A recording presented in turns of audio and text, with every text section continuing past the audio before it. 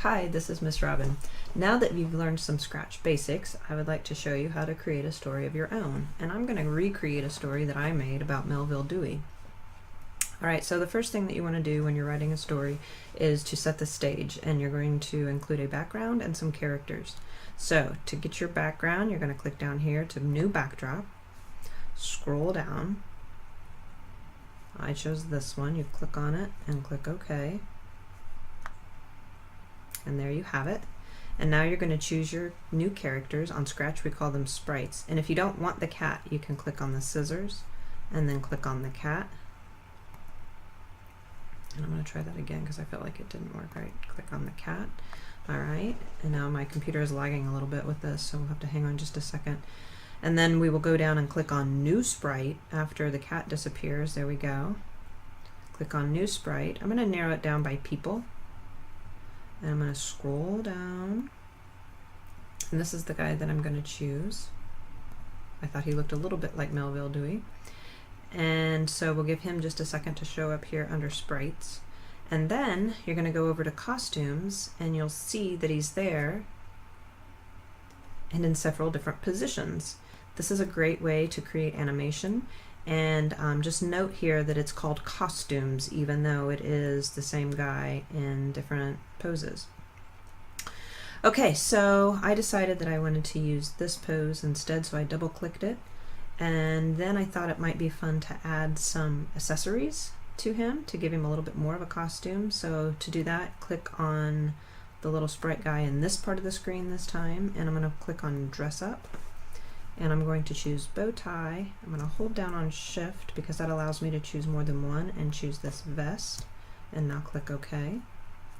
And now I should see those showing up over here. Now I don't want my guy to be a vest as it's showing here, so I'm going to go back up to him, double click him, shown as my sprite, and then I can go down to the costume parts and just click and drag.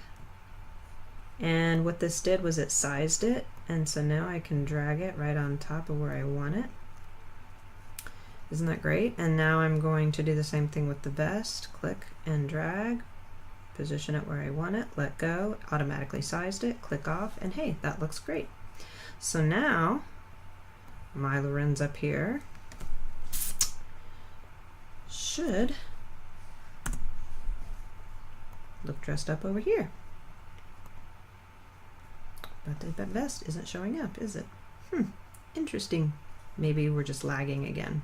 I think I'm going to click refresh.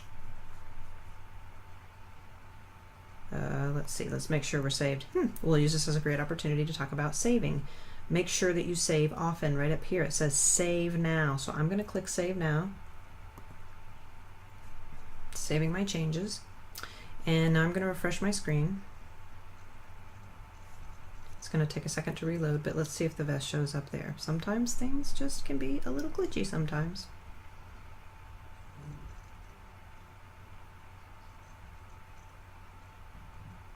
Alright, nope, no vest. So I'm going to troubleshoot. I'm going to go back to costumes. I'm going to go back down to vest. I'm going to put it there, position it, click off, and now there we go. See? So sometimes you just might have a glitch. Alright, so now you've got your character, you've got your background, and now you're ready to start thinking about adding some dialogue.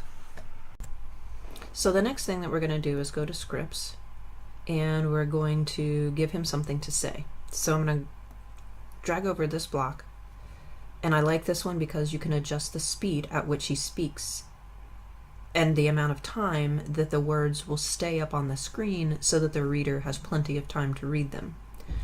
So in this first block I'm going to type hi.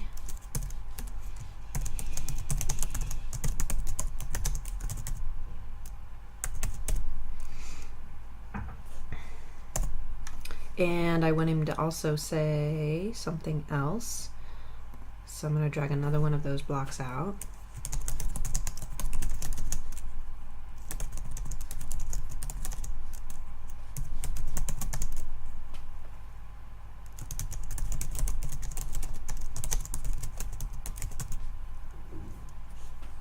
Okay.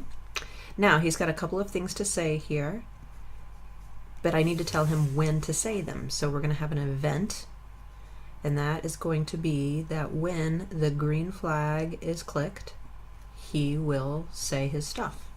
So let's try it out. Hi, my name is Melville Dewey. I would like to tell you about my... Oh, that went by really fast. So I'm going to change the amount of time to 5 seconds each, and now let's try that again. Hi, my name is Melville Dewey. I would like to tell you about myself and something that I invented. Okay, great. So now I want to also be sure that every time this program is played, A, he ends up standing back in this spot, and B, this backdrop stays the same. So I have to tell the computer to do that. So under looks, I'm going to say switch backdrop to hallway. I'm going to squeeze that in, and I'm also going to tell him, we're going to go to motion now, and I'm going to tell the computer that every time somebody starts this program, I also want him to go to this spot where he's standing now, and that is at, if I look down here at the coordinates, notice how they change as my mouse moves around. He is at negative 162 and 16, so I'm going to type those in here, negative 162 and was it and 16, I believe, no negative.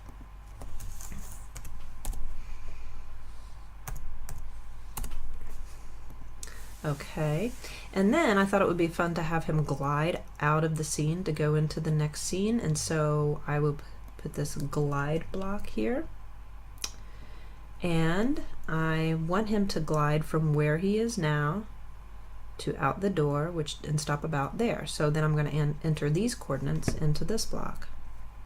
Let's see, we'll say 150 and 6. It's easy.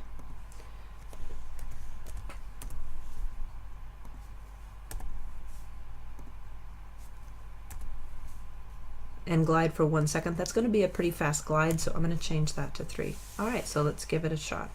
He's way over here now, so let's see if he resets back to where I put him.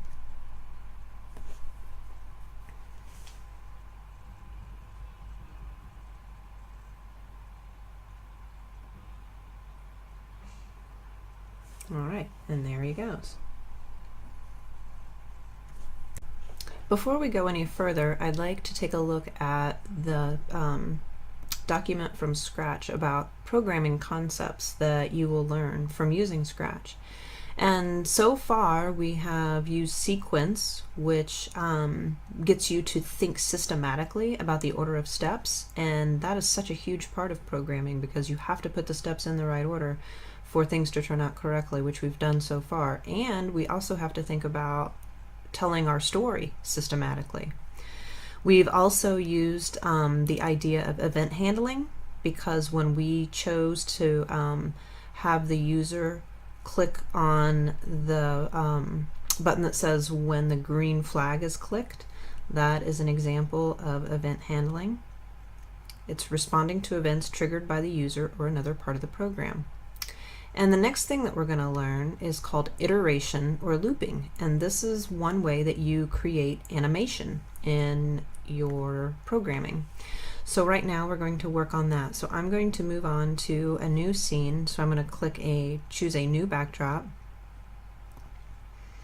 and I'm going to choose the school. All right. And I also want to change his costume, so I'm going to go back and click on him here under sprites, and I want to choose Lorenz 5, so I'm going to go back to scripts, and I'm going to tell my script to first of all switch the backdrop to the school, which it automatically set it there, that's nice, and then I'm going to switch his costume to Lorenz 5. And then in order to show some animation, I'm also going to switch his costume to Lorenz 3. So switch costume to Lorenz 5 and then switch costume to Lorenz 3. but I've got to tell the computer that I want that to happen a few times and kind of quickly so that it looks animated. So I'm going to go to Control and I'm going to choose Repeat. And I'm also going to put some wait time in here, because if I don't, it happens so fast that you won't be able to see him moving. So I'm actually going to add wait time here in a couple places. Now something else that I want to add to this scene is some more dialogue. So I'm going to go back to looks, and I'm going to have him, and I'm just going to use the say block this time, because for some reason when you're doing animation with dialogue, this one just seems to work better. So now I'm going to have him say something.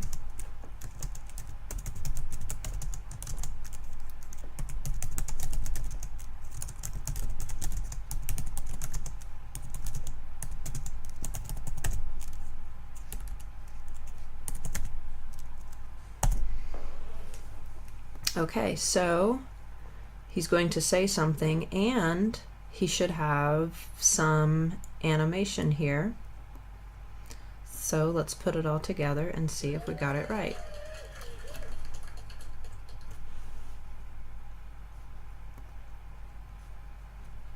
Hi, my name is Melville Dewey. I would like to tell you about myself and something that I invented.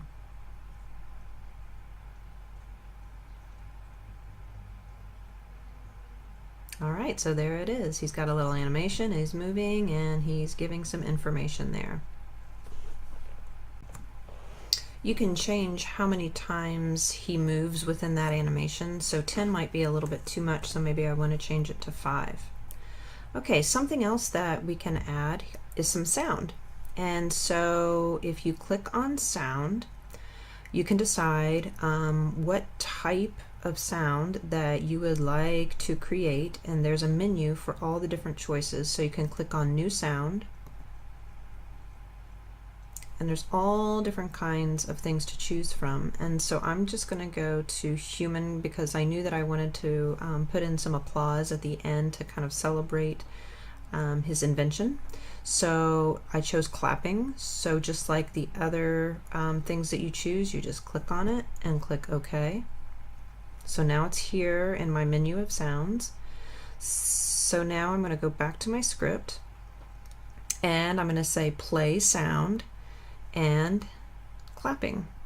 So after I play all of that, it should go back to clapping now, so we don't have to start all the way from the beginning. I'm going to just pull this apart and click here to play this little snippet of what I've created. Notice how this kind of glows in yellow. So it goes back to there.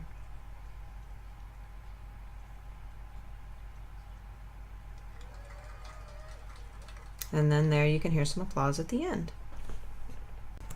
Okay, so let's say that you want to add another character.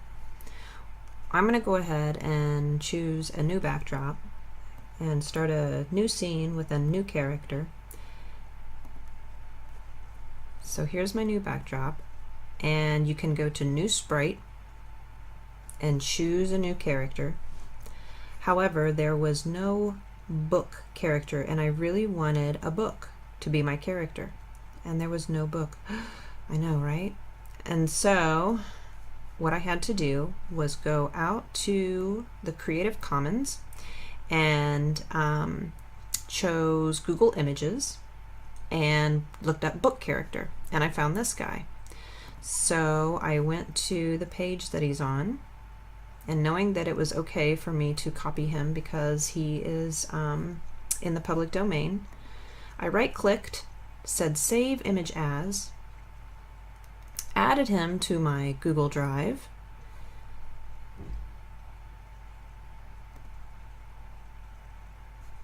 and then when you go back, you can go here to this folder. It says Upload Sprite from File. So I went to my file and found him.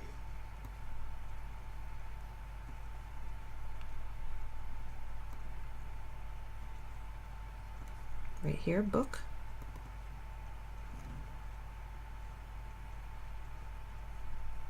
double clicked him, voila, and there he is. Easy as that. Okay, so here's my character. Now, he's a bit big. We're gonna work with that in just a minute. And we also, I didn't want this Melville Dewey to be in my scene. So the first thing I had to do was create a script for this new character. So I knew that I wanted him to say something.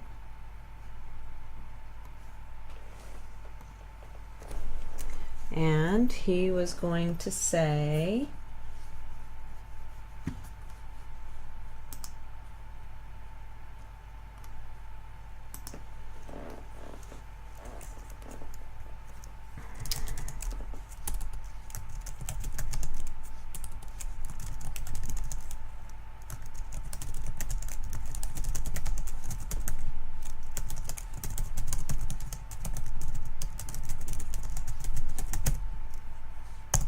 all right. Now, I also needed to do some event handling to let the computer know when I wanted him to start talking. And so I decided to say that when the backdrop switches to the neon tunnel, then he would begin speaking. So now let's see if it works. All right, there we go. Now I need to get rid of this Melville Dewey guy. So at the end of his script, I need to tell him to hide.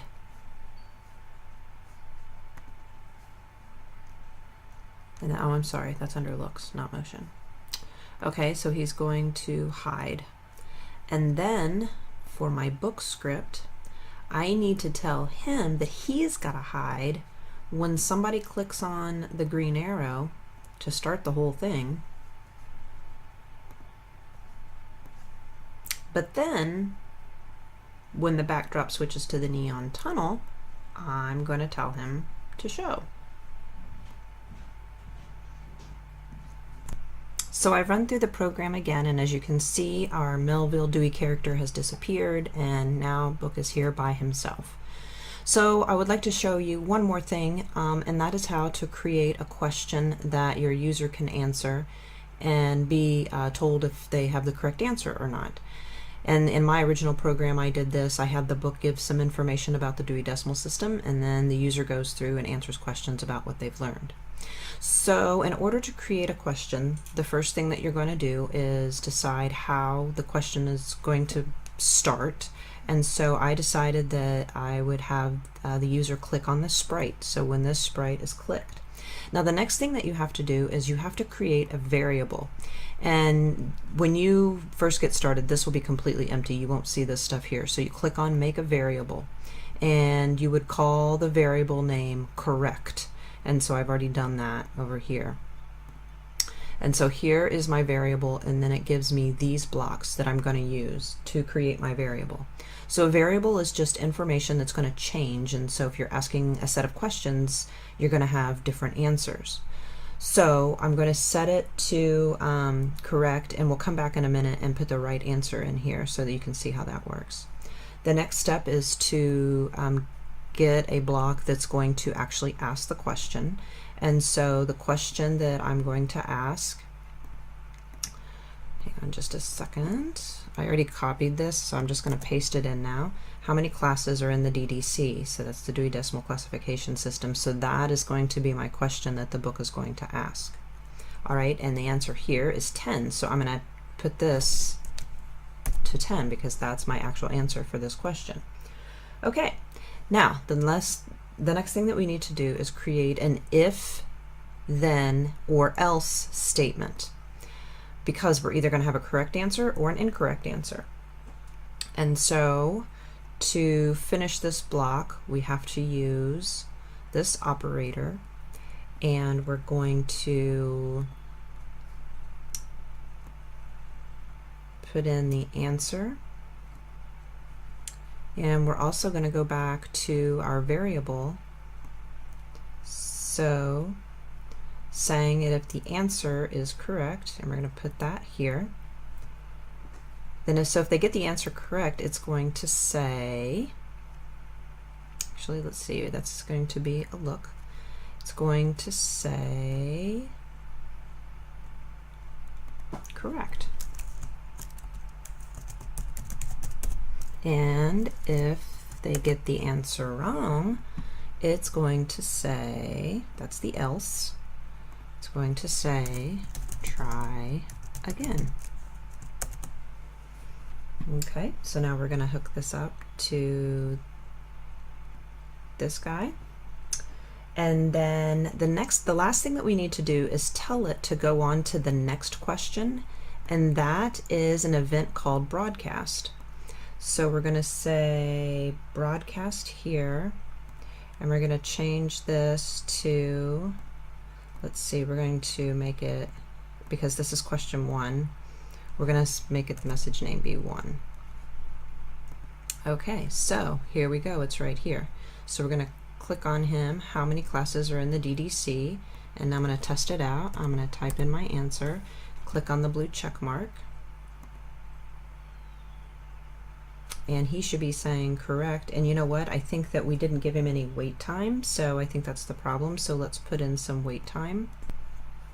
Okay, let's try putting in wait time up here. So I believe this is the problem. This is where we need our wait time, and maybe I should have used the block that says say correct for a certain amount of seconds, or you can use this one. There's more than one way to do this. So I'll go ahead and put in wait 2 seconds, and then let's go ahead and put it 1 here too after, so they'll be sure and see if they got it wrong. So now let's try it. Click the sprite and put in my answer, click the check mark,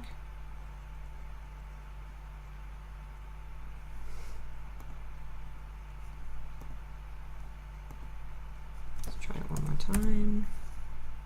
There we go, it just needed to reset. Okay, so we're going to create one more question, and the nice thing is that every question is going to be built just like this. And so I want to show you a couple of tricks to help make your programming go a little bit faster. The first thing is that you can right click on this whole string, and it's going to say duplicate. So if I click duplicate, look, I have another one right there that I don't have to rebuild. And I'm just going to go through and change, you know, some of the information that's in here. Something else that you can do is you've got this backpack, and if you click on this arrow, you'll notice that I've got some things saved in my backpack. This saves to your account, so no matter what program you're writing, if you've created something that you think you might use again in the future, you can drag it down into the backpack, and that causes it to create a copy in your backpack, and so you would never really have to create this again once you have figured it out once. So that's a really nice feature. So I'm going to change a couple of things on here. So this time it's not going to be when the sprite is clicked, because that's just going to be to get the quiz going the first time. I'm going to say that when I receive 1, because here's the end of 1, so when you receive 1, that means it's going to go on to the next question. And this time my question is going to be, what is the name of the number on the spine of a library book? I don't think that's exactly how I worded it the first time, but close enough. And the answer is call number. So I'm changing my answer up in this block, and everything else is going to be the same, except here I might change this. If I'm going to create another question, I'm going to create this one to broadcast question 2. All right, so now let's try this. And I'm going to run it all the way through. We're going to start with this one and then see if it runs through this one as well. So when the sprite is clicked, how many classes are in the DDC? The answer there was 10. Click the blue check mark. Correct. Here we go on to our next question. What is the name on the number? What is the name of the number on the spine of a library book? I'm going to put in call number. Click the blue check mark. Correct. And there you have it. I hope that you've learned a lot from this tutorial. I hope that you're excited about creating a story and possibly a quiz to go along with your story. So know I'm available for questions. Happy programming.